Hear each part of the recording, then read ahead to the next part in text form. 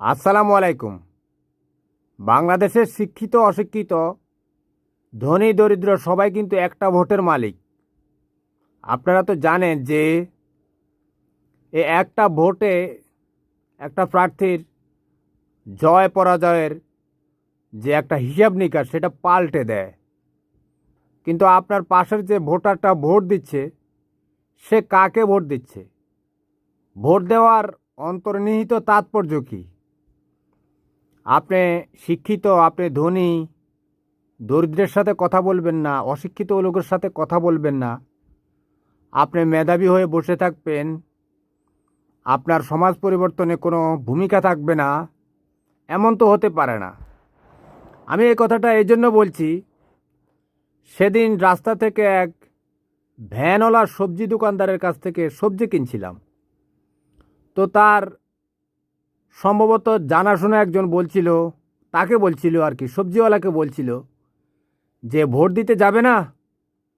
তখন সবজিওয়ালা বলছে ভোটটা দিলে তো ভোটটাই নষ্ট হয়ে যাবে। আপনারা কথাটার অন্তর্নিহিত তাৎপর্য বুঝতে পেরেছেন? আমি বুঝতে পেরেছি, ওই যে সে নৌকা মার্কা শেখ হাসিনার পায়ুসেনা, নৌকা নাই সেজন্য সে ভোট দিবে না। আমি হতভম্ব হয়ে গেলাম। তখন তাকে জিজ্ঞাসা করলাম যে কেন ভোট নষ্ট হবে? জবাব দিচ্ছে না। তারপরে ঠাস করে একটা কথা বলে উঠল যে ইউনূস সরকার 22 লাখ কোটি টাকা লোন করেছে। তো আমি তাকে জিজ্ঞাসা করলাম 22 লাখ কোটি টাকা কেমনে কেমনে হয়? চুপ করে রইল। বুঝতে পেরেছেন?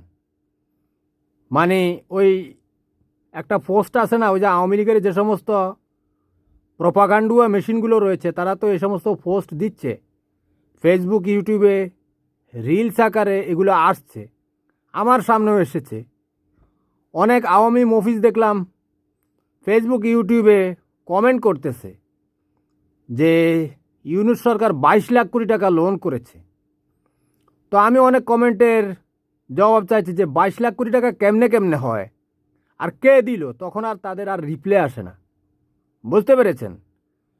তো একটা সমাজে যদি এভাবে মিথ্যা ছড়িয়ে পড়ে আর অনেকগুলো মফিজের জন্ম হয়, তখন সে তো জয় বাংলায় বলবে, সে তো শেখ মুজিবকেই চিনবে, সে তো শেখ হাসিনার মতো দুর্বৃত্তকেই চিনবে।